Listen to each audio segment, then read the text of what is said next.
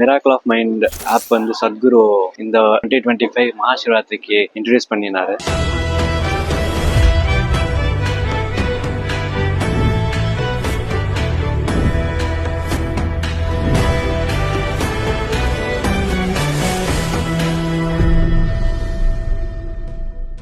So இந்த meditation process வந்து morning ஒரு தடவை பண்ணோன்னா அந்த மைண்ட் ஒரு நாள் முழுக்க வந்து நல்லா ஃப்ரெஷ்ஷாக இருக்குது, நல்லா அமைதியாக இருக்குது, பாடி லூஸ் ஆகுது.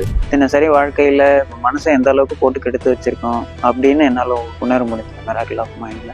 அந்த பெல் சவுண்டு ஸ்டார்ட் ஆனதுமே டீப்பான மெடிடேஷனுக்குள்ள போகிற மாதிரி இருக்கும் எனக்கு.